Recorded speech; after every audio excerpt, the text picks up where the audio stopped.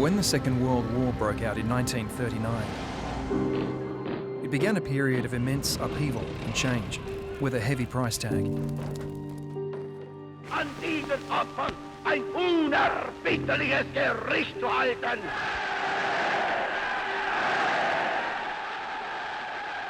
In a world stunned by this Holocaust, Britain moved decisively and with finality. She declares war on Germany. In that hour, Australia also moved. Fellow Australians, it is my melancholy duty to inform you Australia is also at war.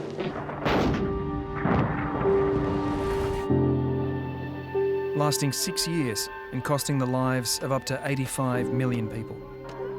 This year marks the 75th anniversary of the end of the Second World War. A watershed in Australian history. The nation's mobilisation for total war was unprecedented. To date, it has never been equalled. If you've thought about it, think no longer. Act. Do it now. The immediate safety of Australia and the Empire demands their services.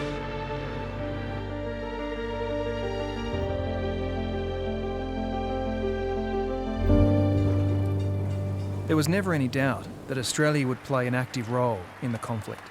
For a nation whose people were then overwhelmingly of British descent, There you are, boys. and whose country's defence and economy were intertwined with the British Empire, Australia was always going to be in the fight. Sovereign Lord the King, In the military forces in the military forces of the Commonwealth of Australia, of the Commonwealth of Australia. With only a small pre-war militia of mainly part-time citizen soldiers, a new expeditionary force had to be raised across land, sea and air to join the fight for king and country. The army would enlist 726,000 men and women, mobilised in some 5,800 separate units. The Royal Australian Navy would expand from just 13 warships to 150 vessels and 200 auxiliary craft by war's end. I tell you that the need of the hour is desperate. Without the help of the young men of Australia, we cannot win this war. And with around 3,300 officers and men at the start of the war, by 1945, the Royal Australian Air Force would grow to become one of the largest air forces in the world. All in all, close to 1 million Australians, both men and women, would serve. Half of them overseas.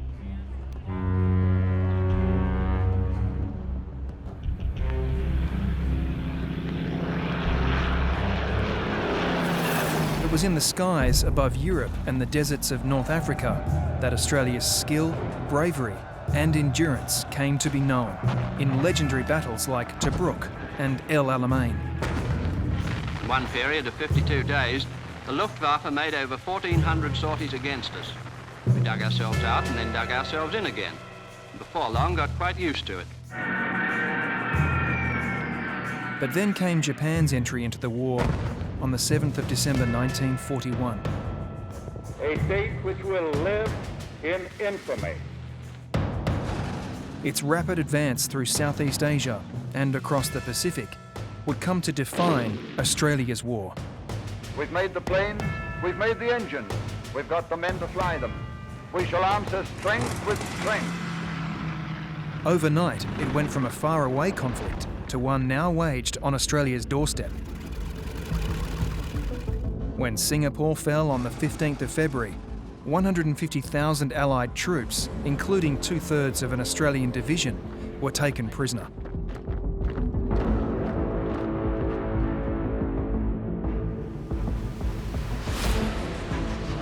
Now nothing stood between the Japanese forces and mainland Australia.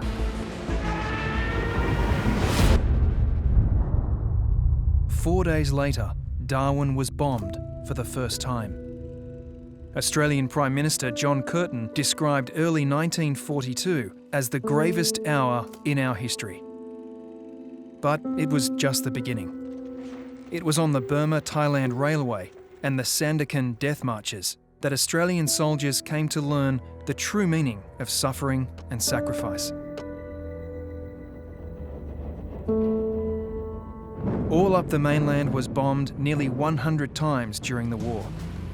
Northern Australia bore the brunt of this assault, but fear and panic spread when Japanese submarines began shelling Sydney and Newcastle.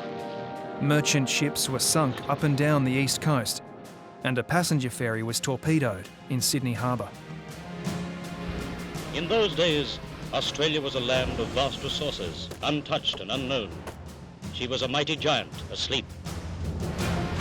The government mobilised its population, economy and industry for total war, enacting a series of unprecedented restrictions and controls over the daily lives of Australians.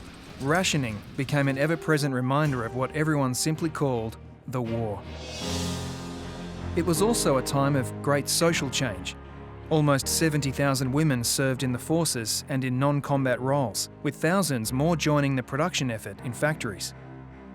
Indigenous Australians serving in uniform likewise began to experience a greater level of equality, with at least 5,000 Aboriginal and Torres Strait Islander people serving directly in the military, and thousands more working in ancillary roles supporting the war effort in Northern Australia.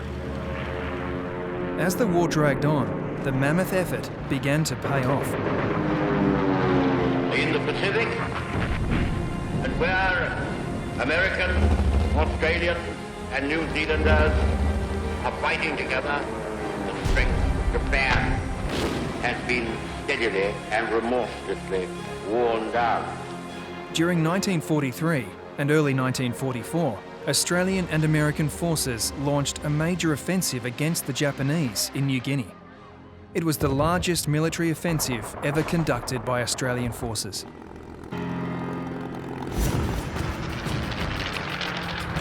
In Europe, following the storming of Normandy by the Allies in 1944, German forces surrendered on the 8th of May, 1945. We may allow ourselves a brief period of rejoicing. Today is Victory in Europe Day.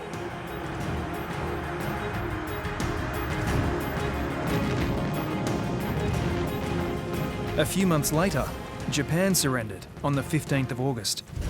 Japan's final surrender took place in Tokyo Bay aboard the American battleship Missouri, in the presence of the Commander-in-Chief of the Australian Army, the Chief of Staff of the Australian Forces, and high-ranking officers of the Allied forces. Rejoicing broke out spontaneously all across Australia, with wild scenes of celebration. Australia suffered heavy losses in the Second World War, but it also emerged confident and with an independent outlook. We now enjoyed a more sophisticated relationship with Britain and found in the United States a new and powerful ally, while the influx of post-war migration from Britain and war-torn Europe forever diversified Australia's population and society. And while the women who had worked in the factories were now expected to return to their homes to become wives and mothers again, they fostered in their daughters the spirit of independence and equality that helped drive the women's movements of the 1960s. There are 4 words carved on stone plinths at the end of the Kokoda Trail: courage, endurance, mateship, and sacrifice.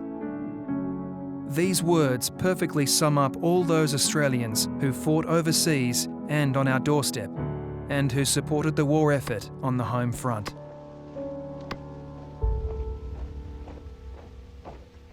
Once the jolly swagman camped by a billabong under the shade of a coolabah tree, and he sang as he watched and waited till his billy was, "You'll come a waltzing Matilda with me, waltzing Matilda, waltzing Matilda, you'll come a waltzing Matilda with me." Most of these men and women are no longer with us. But 75 years on from the end of that conflict, their sacrifice and achievements have had a lasting significance, giving us the prosperity that too often we take for granted. More than any other conflict, It was the Second World War that shaped modern Australia. You'll come a waltzing Matilda with me. Waltzing Matilda, waltzing Matilda. You'll come a waltzing Matilda with me. And he sang as he saw that jump back in his tucker bag. You'll come a waltzing Matilda.